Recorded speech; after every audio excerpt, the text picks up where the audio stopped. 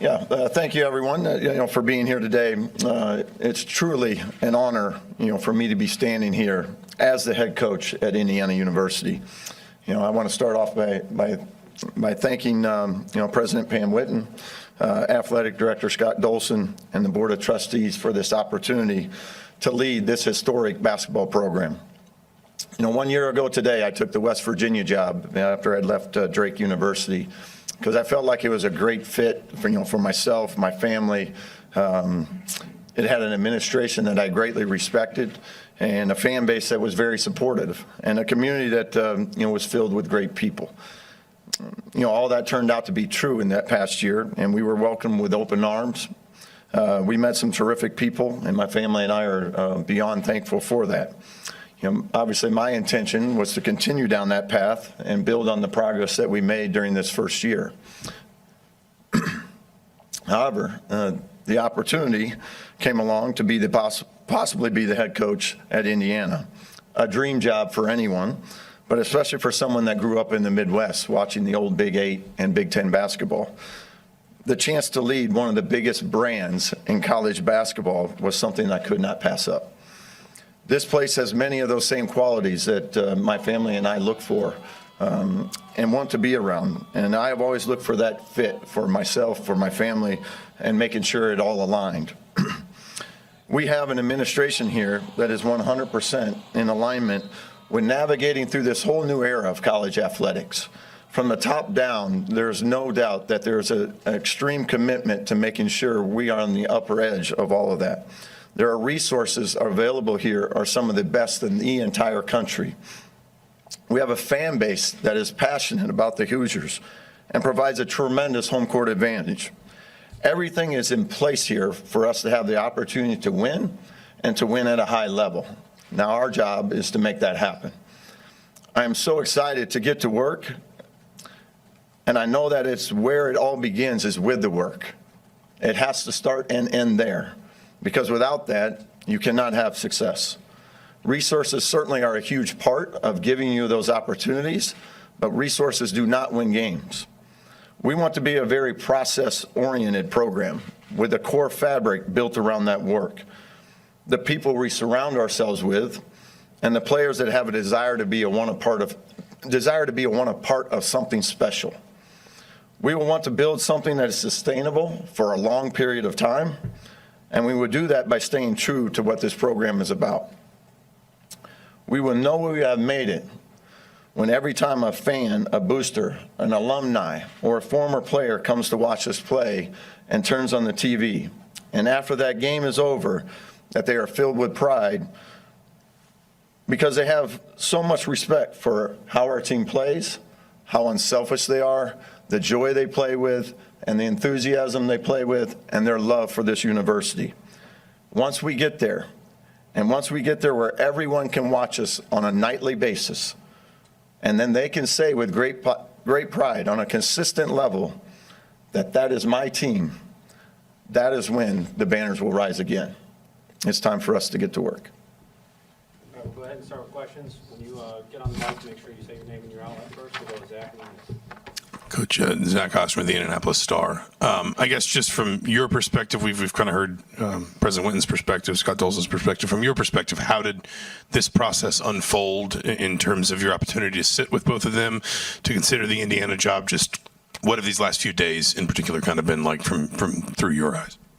Yeah, and obviously the process, is the process on how it plays out. And, as you're going through their season, they were, very respectful of making sure that my focus continued to be on our team and certainly appreciated that. What I loved about how the process played out was, from our very first conversation, there was certainly, we mentioned the word alignment, but there was an alignment to my vision, their vision, and how do we make this go together. And I think that's very important, because the way we want to build this program and build it to a level that is sustainable and be at a very high level, there are certain things that we feel that I feel is important in our program. And I thought those all aligned with the administration as we went through that process. So, getting into more details later about the offense, defense, all those type of things. But more importantly, that the process, we can't cheat the process. The work has to go into it. The type of players that we bring into our program have to match what we're about. I think the majority of your winning takes place on the very front end. Your coaching staff, the players you bring into your program, what are their qualities? What's important to them? Are they self-starters? Are they self-motivated? Are they team players? Those type of things are all important to us. And as that process played out, it was clear and evident to me that this was going to be a great fit, for myself, for our family, and can't be more excited to be here. Isn't the top? Yeah, Mike Nizick from the Bloomington Herald-Times. You've had to replace a significant portion of your roster each of the last 2 seasons. I was wondering, what lessons did you learn from those experiences? And you mentioned, obviously, the resources are important, but what else in this era kind of defines roster building to you? What's important? I think the biggest thing is, and where you can get yourself in trouble is you're not building a collection of players. You have to build a team, and a team has to be able to fit together, play together, win together, be able to function together. So that's the number one thing, and I've had to do it now several times because basketball's changed. College athletics has changed. So, we've had multiple times now where, as a head coach, we've had to sign 9, 10 guys in a given season. So I think it's critical that you make sure that every player's motivation is the right motivation for why they want to be a part of your program. And if their motivations are right and you get enough of those individuals with those same type of aspirations, now you have a chance to put a team together. You have a chance to win together.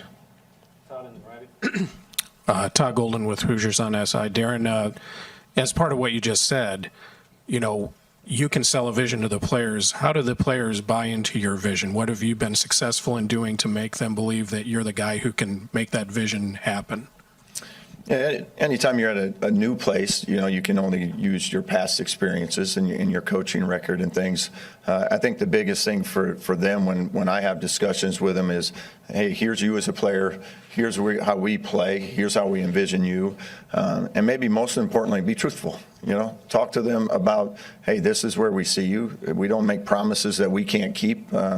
Everybody comes in basically on the same note of, I'm going to come because I want to work hard. I believe this coaching staff can get me better. They can challenge me. They can motivate me. And I'm going to love that process. I'm going to love being where I'm at. And, for us, I think that's extremely critical as you put a roster together and build your team. Rabbit and Alex. Hey, Coach. Jeff Rabjohns, Pegs.com. Just wanted to ask a basketball-specific question here. Your team, I think when everybody was healthy, was top 45 or so in three-point rate, averaged nearly 30 or so three-point attempts per game. Can you explain your offensive philosophy? Just what are the key components that you want to have on the court every night? And how important is it to you from a roster construction standpoint to have multiple shot makers on the team? Yeah, I think it's, critical for us as you're building out a roster, and this year, this past year at West Virginia, as we took over a roster, there was only one player that returned from the previous year. So we put a roster together that we felt like could fit and make the pieces fit as best we could during that spring signing period. And I think it's critical on how we want to play because in the ideal world, on a missed shot, turnovers, we would like to score in those first 12 seconds. That's how we played. I was an assistant coach at Creighton University for a long time under Greg McDermott. Took kind of that offensive philosophy with me to Drake and then again to West Virginia. So we feel like the best way to score is in a broken floor before the defense is set. So that's our main priority from an offensive standpoint. Then if you don't score in those first 12 seconds, obviously now we want to get the best shot available whenever that may come. But overall, shooting is a critical piece. We were in a pretty decent spot. We lost a couple of our better shooters, to injury this year, so it did impact a little bit of our overall shooting for the season. But as we move forward and we build a roster and roster construction, we want plenty of depth in the shooting areas because I think you can't win if you don't make shots. So that's a huge priority for us. Alex and Pete. Alex Bozich inside the hall. You mentioned just the getting to know guys in terms of recruiting and figuring out what they're about. How challenging is that in this new era where you have this really short window where I'm assuming you're going to want to start to get guys in for visits pretty quickly. What are you looking for when you do have guys come on campus in terms of just trying to figure out if it's an alignment, whether you fit them and they fit you? Yeah, and that's where your staff is critical. As you have your staff put together, their relationships with people, and maybe you recruited them on the front end and they went somewhere else, and now you're getting an opportunity there. So as many of those opportunities that you can where you have relationships, you're going to do background checks. And as you mentioned, you used to have maybe 2, 3, 4 years to build up that type of background check. Now you get 2 or 3 weeks a lot of times. So I think for us, it's very critical, and we put a lot of time and effort into talking to people that know the kid the best, and then reading body language, reading teammates. All those type of things are so important to us because when you have that basketball locker room, 13 to 15 guys, it doesn't take 1 or 2 to really make that experience for everybody, not as enjoyable. So we want to do the best job we can on the front end to make sure, hey, they're all, as I mentioned, all about the right stuff. They want to come here. They want to be a part of a winner. They want to be self-motivated enough to accept the challenges to try to become the best they can be, and then, play to win. And that's ultimately what you got to do. And as I mentioned earlier, you put enough of those guys in a room together, you can get some pretty good success from that. Pete and Zach. Coach, over here, Pete DePremio, YU Athletics. I'm just curious on your approach to non-conference scheduling. How do you look at that? Yeah, it's Big Ten conference play. We got 20 of those games, so you got to get yourself ready for it. And we want to challenge ourselves in the best way possible to make sure we got some very meaningful non-conference games. And I know we have a couple already scheduled for this year. I think I'm allowed to say a couple of them. We have Kentucky scheduled, and I believe we have Marquette scheduled in Chicago. I believe those are the 2 that we have currently scheduled. So we'll continue to work on building on that as well, and we'd love to get another 1 or 2 really good, high-quality games, and then add that to the 20-game Big Ten schedule. So you have to do a good job of, got to get your home games as well, but also make sure we do a great job of getting ourselves ready for Big Ten play and challenging ourselves before we start that. Zach and Daniel. Coach Zach Browning, the Hoosier.com. What gives you the confidence as a coach that you can lead this program to long-term stability and success? Yeah, for me, I think it's, sometimes as coaches, we want to try to we want to make it too difficult. Simplify it, make it what it is. We got to be good at these certain things. You got to have a certain level of talent, but then the teams that can do, defensive rebounding, taking care of the ball, playing together, playing unselfish, the teams that can do that the best typically are the teams that have the most success. And that'll be our focus when we put a roster together, is make sure those things are all priorities. And, you certainly want to have as much talent as you can, but that talent has to be able to play together. So when we put that roster together, that's going to be our focus. How will this group function together when we put them out there on game night? Coach Daniel Flick, IDS. As far as recruiting, how do you want to weigh high school and college? Yeah, it's certainly everything's changed from 5-10 years ago, right? In terms of high school recruiting, the portal and things. In our ideal world, we would build it from the high school up. This first year, that's not possible. We're going to have to fill some holes in the roster through the portal, and then your hope is in each year you might lose a guy or 2. Your hope is that they love it here so much that nobody ever wants to leave here, and then you replace a few guys with the portal, continue to build through the high school. Hopefully as a sophomore then you can keep 2 or 3 high school kids and then get 2 or 3 freshmen. And now over the course of time, you're going to be able to build some consistency within your roster. Because the last thing you want to do is every year come in and have to sign 10, 11 new guys. That's just hard to make it function.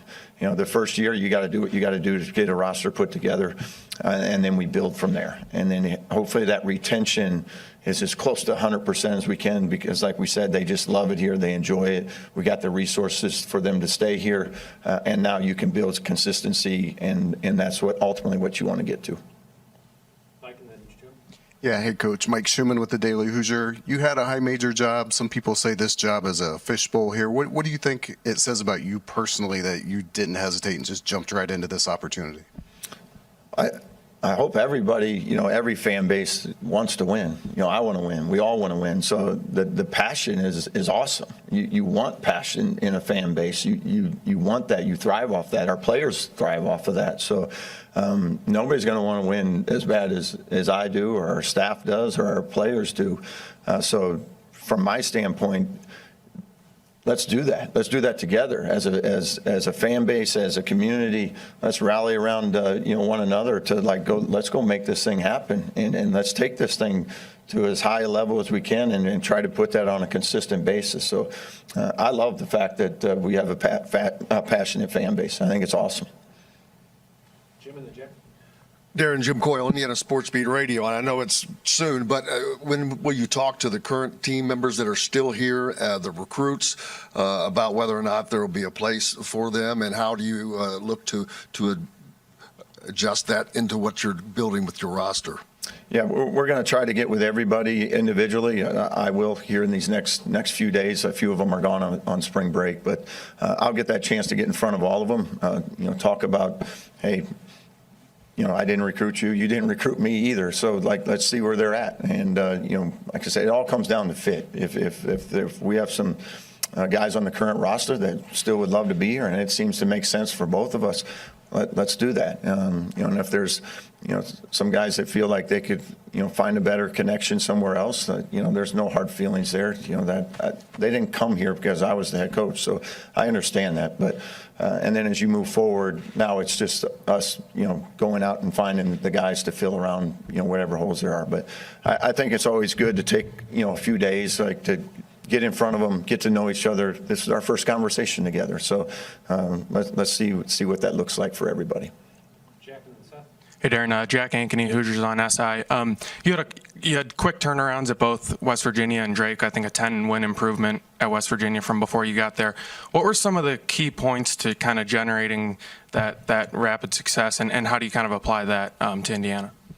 Yeah, I hate to be repetitive on it, but I think it's on the front end. I think when you're very particular about the guys you recruit and don't give into it, the process is the process. Your standards are your standards. Make sure that when we go out that we're not making exceptions to what we believe is important.